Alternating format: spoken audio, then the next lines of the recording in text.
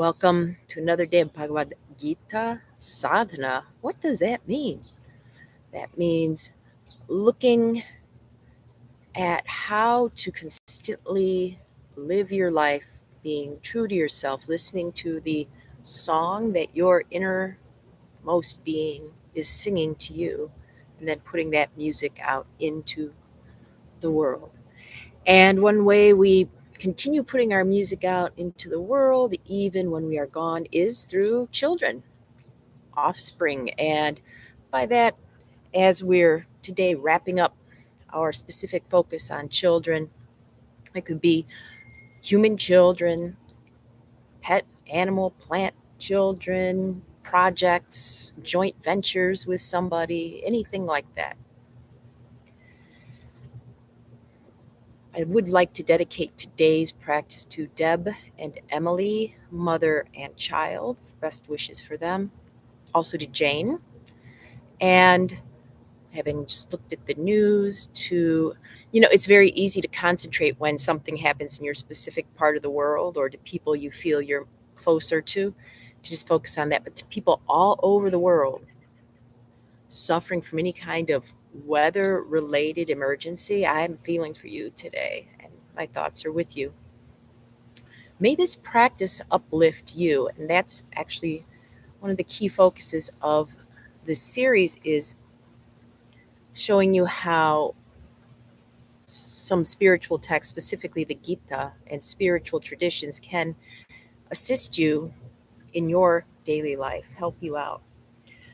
Well, God, I realize from the comments and emails and stuff I've been getting from people that this has been a very powerful little topic on our journey, the idea of children and what to do about them. So here's a specific question. What if the divine female who birthed the child is overattached to her own accomplishment of having a baby, that she spoils the baby, and then the baby grew up to be Arjun? Would his mind be like, what would his mind be like? In chaos, unable to discern any messages, not able to be controlled, because he has to first realize the source food was his mind, was fed only good. So that's a very in-depth question with I can feel the power of the emotion behind it, and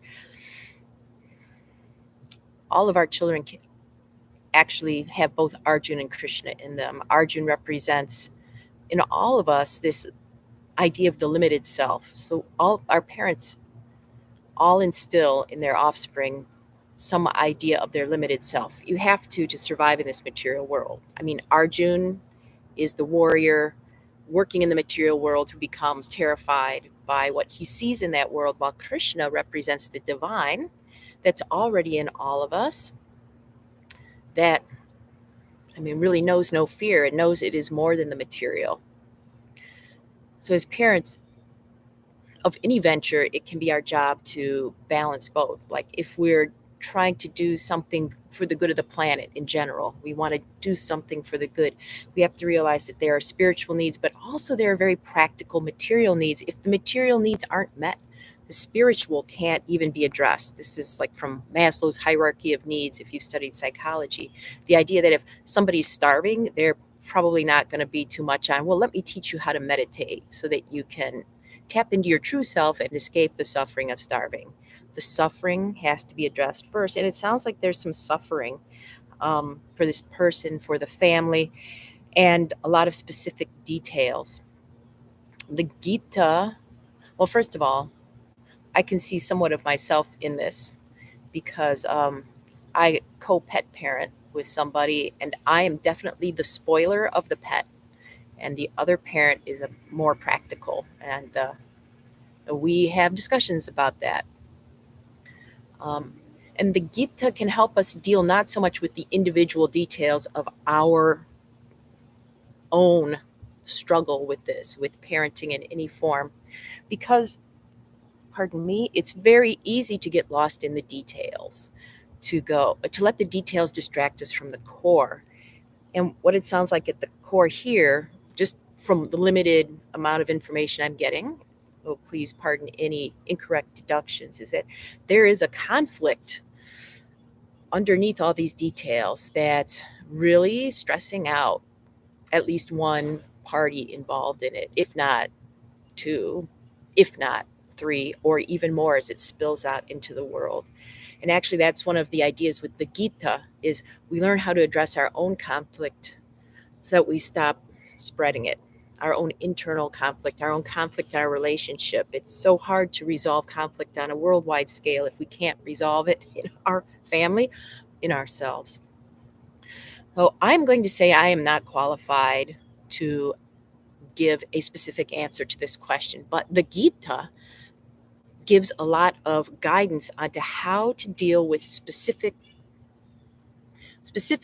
conflicts, not the details of the conflicts, but specific conflicts through its stories. So when we're talking about parents and indulgent parents and people who try to work with those they feel are indulgent, a character that represents that in the Gita and the Mahabharata is Dhritarashtra.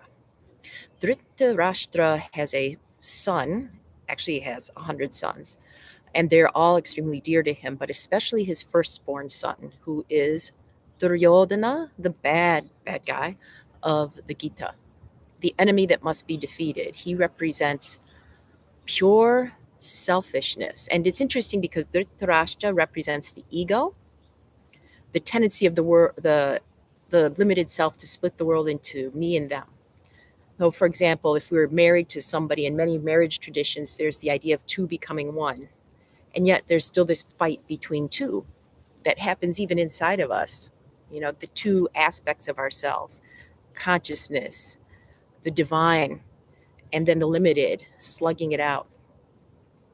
So Dhritarashtra, the ego that splits the world, its first child is selfishness, wanting things their way, wanting their pain to be eased at the expense of others, is an example of how Duryodhana operates in the world, not thinking of other people.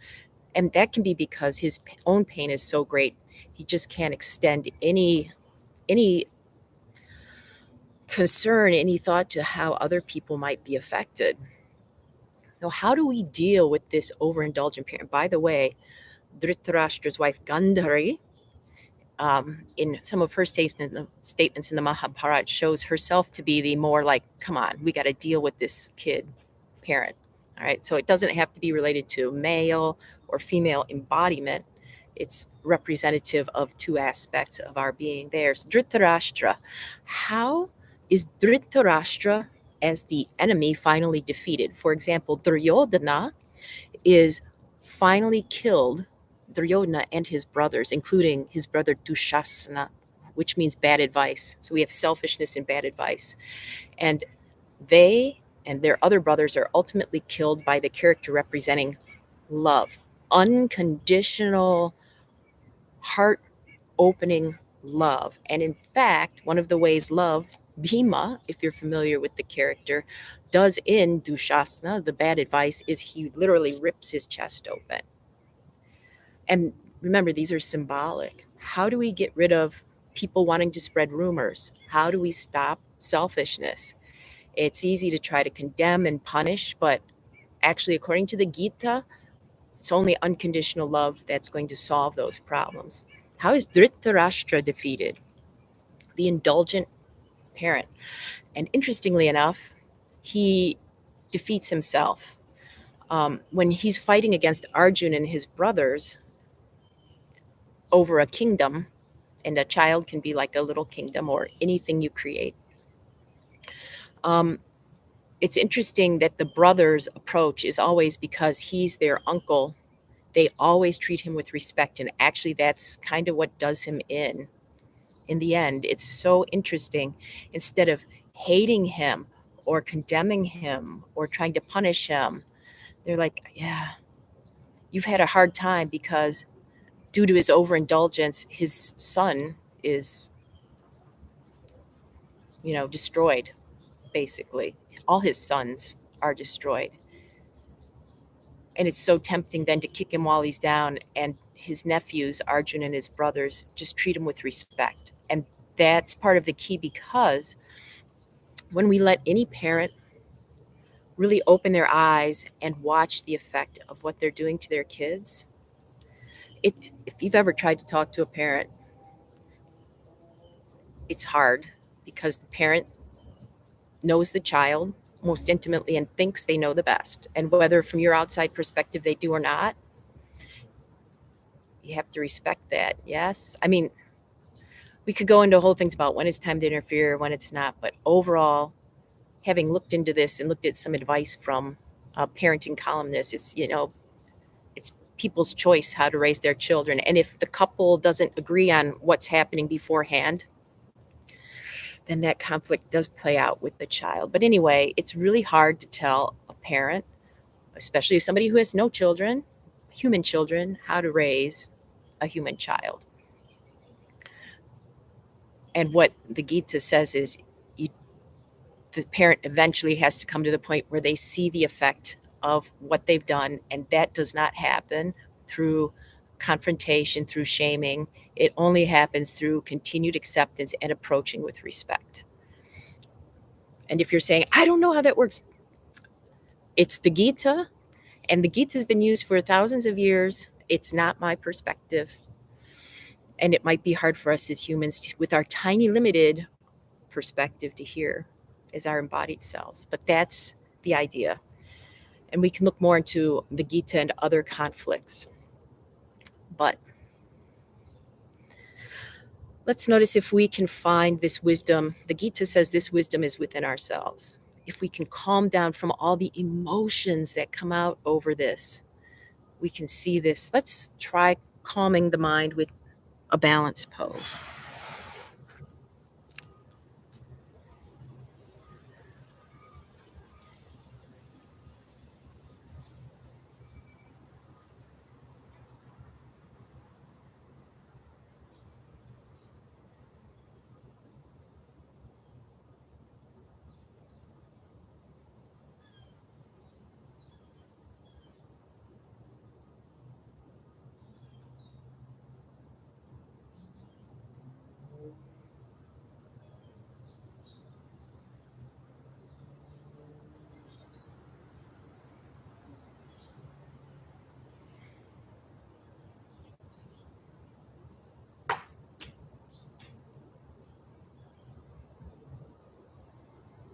Switch.